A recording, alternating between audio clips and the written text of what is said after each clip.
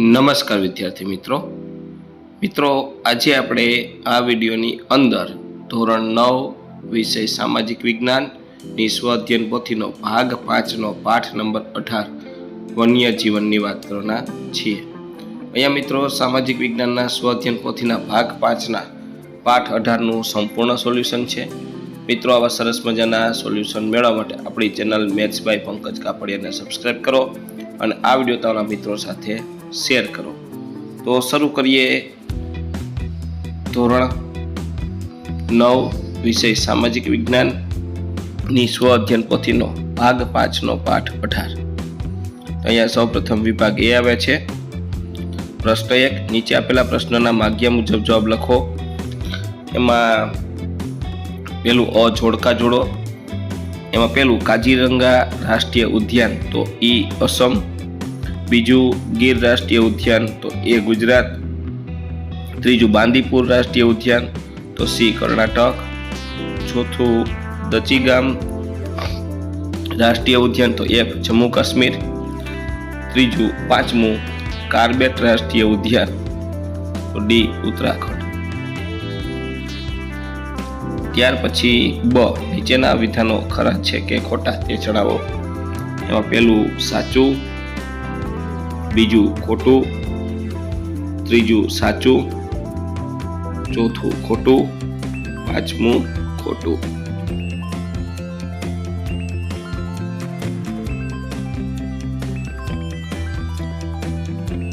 ત્યાર પછી ક, યોગ્ય વિકલ્પ પસંદ કરી ખાલી જગ્યા પૂરો। પેલું વિશ્વમાં જીવસૃષ્ટિ 15 લાખ પ્રજાતિઓ નોંધાઈ એટલે ખાલી જગ્યામાં 15 લાખ। બીજું કચ્છના નાના રણમાં ઘુડખર જોવા મળે છે। ત્રીજું નિકોબાર ટાપુમાં જોવા મળતી નિકોબારી કબૂતર દુર્લભ પક્ષી છે। વેળાવદર કાળિયા રાષ્ટ્રીય ઉદ્યાન ગુજરાત રાજ્યમાં આવેલ છે। આ રીતના જવાબ થશે। પહેલામાં 15, બીજામાં ઘુડખર, ત્રીજામાં કબૂતર, ચોથામાં ગુજરાત અને પાંચમી ખાલી જગ્યામાં છે અયાવર પક્ષીઓ માટેનું અભયારણ્ય ગુજરાતમાં આવેલ છે નળ સરોવર। ત્યાર પછી ડ, નીચે આપેલા પ્રશ્નના વિકલ્પમાંથી યોગ્ય વિકલ્પ પસંદ કરી સાચો ઉત્તર લખો। વાઘ પરિયોજના ઈસવીસન 1973 સી આવશે, બરાબર। બીજું દેશમાં 2014ની સ્થિતિએ ખાલી જગ્યા અભયારણ્યની રચના કરી એ 503। ત્રીજું ભારતીય વન્ય જીવન બોર્ડની ભલામણ અનુસાર સરકારે વન્યજીવ સુરક્ષાથી નિયમ બનાવ્યો। ત્યાર પછી ચોથું,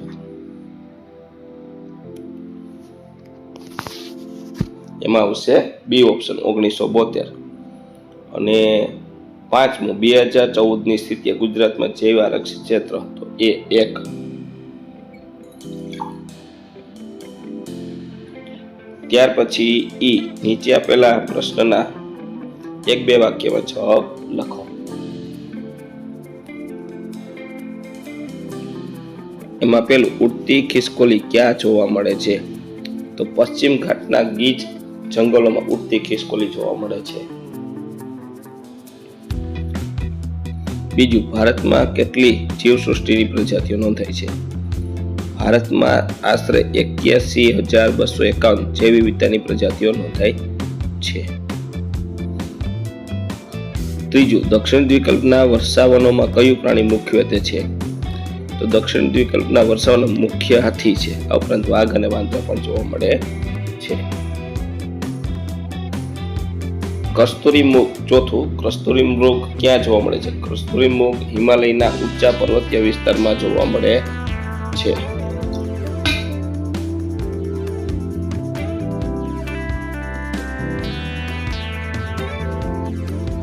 ત્યાર પછી પાંચમું, સિંહ, દીપડા, ચિત્તલ કયા રાષ્ટ્રીય ઉદ્યાનમાં જોવા મળે છે તો સિંહ, દીપડા, ચિત્તલ રાષ્ટ્રીય ઉદ્યાન ગીર રાષ્ટ્રીય ઉદ્યાનમાં જોવા મળે છે સાસણ।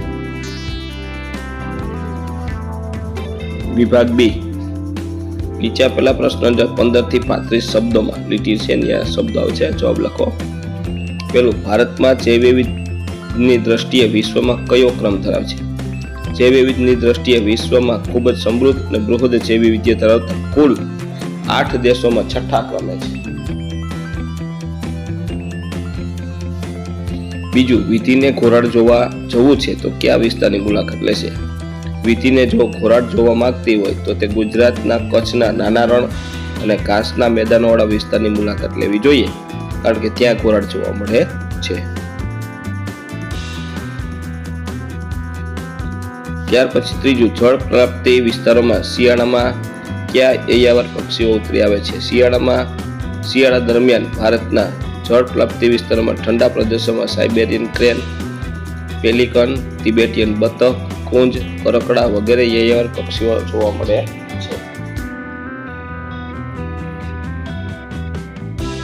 ચોથું, ભારતના સમુદ્ર કિનારે અને જળ વિસ્તારોમાં કયા વિવિધ જીવસૃષ્ટિ જોવા મળે છે?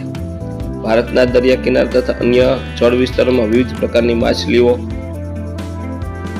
દરિયાઈ સાપ, ડોલ્ફિન, દરિયાઈ ગાય, ઓક્ટોપસ, વ્હેલ જેવી જીવસૃષ્ટિ છે. પાંચમું, શ્યામ ગરુડ ને ચિલોતરો ક્યાં જોવા મળે છે? શ્યામ ગરુડ મુખ્યત્વે જંગલ વિસ્તારમાં જોવા મળે છે, ખાસ કરીને ગુજરાતના ગીર જંગલમાં અને અન્ય સંરક્ષિત વન્ય અભયારણ્યમાં વસવાટ કરે છે. ચિલોતરો ગુજરાતના સાબરકાંઠાના વિજયનગર તાલુકાના પર્વતીય વિસ્તારમાં જોવા મળે છે.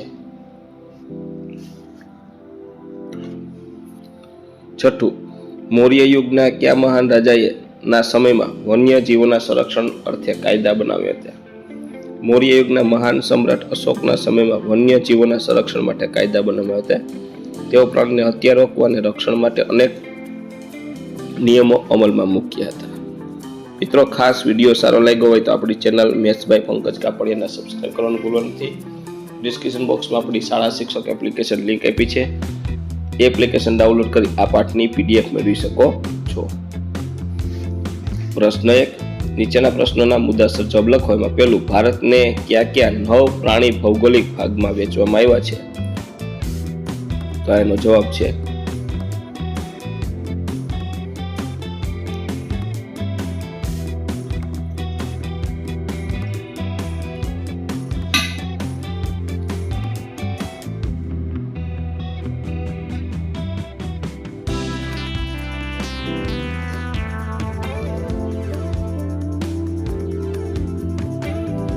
ત્યાર પછી બીજું, સિંહ પરિયોજના વિશે નોંધ લખો. આ રીતની સિંહ પરિયોજના છે.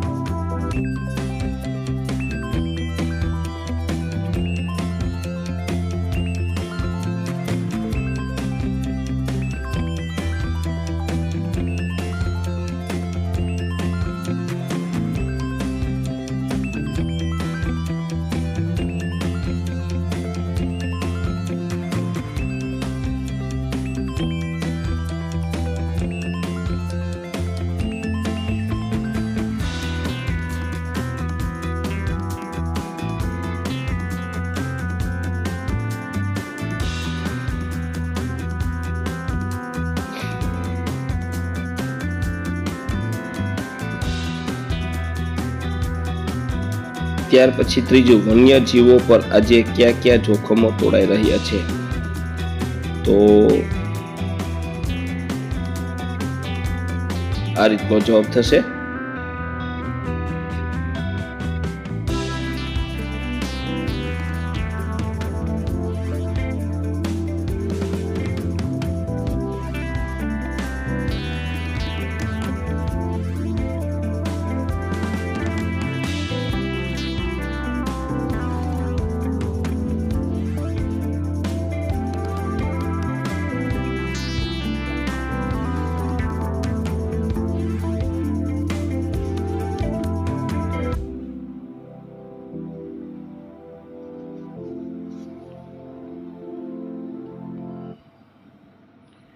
ત્યાર પછી ચોથું, ભારતના રેખાંકિત નકશામાં નીચેના રાષ્ટ્રીય ઉદ્યાનોને યોગ્ય સંજ્ઞા વડે દર્શાવો.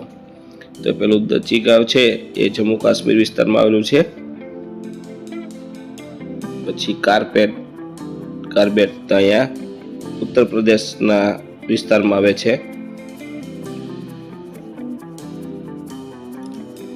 ત્યાર પછી કાજીરંગા છે એ આસામ છે, ગીર છે અહીંયા ગુજરાત, સાસણ જુનાગઢ જિલ્લો, કાન્હા મધ્યપ્રદેશ,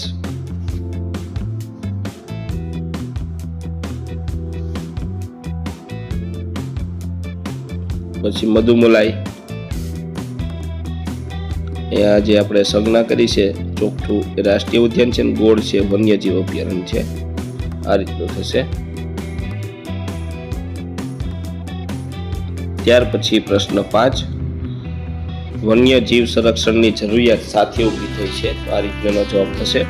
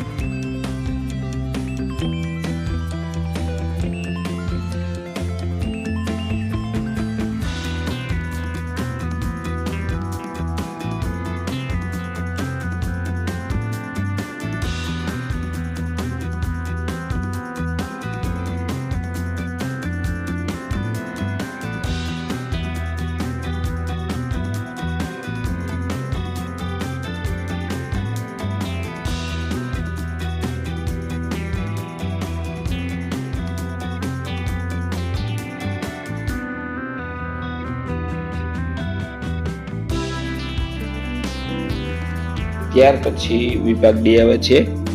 એમાં નીચેના પ્રશ્નના સવિસ્તાર જવાબ લખવામાં. પહેલું, વન્યજીવ સંરક્ષણના ઉપાયો જણાવો.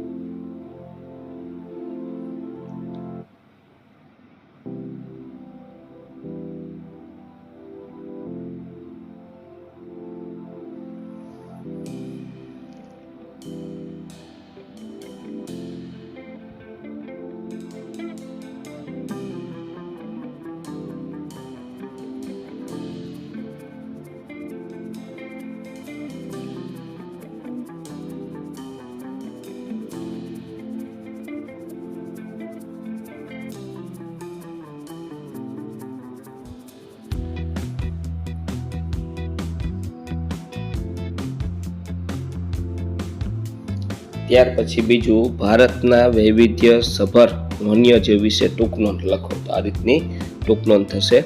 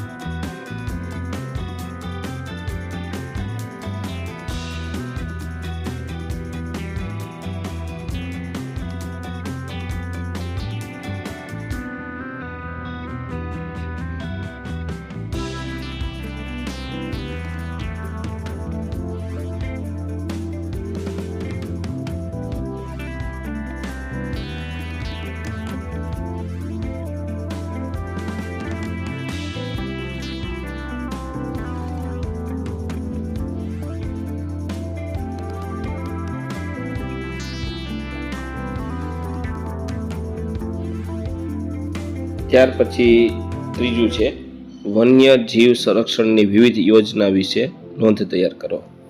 તો આ રીતની 2 યોજના હતી, વાઘ પરિયોજના અને સિંહ પરિયોજના. આ રીતનો જવાબ થશે.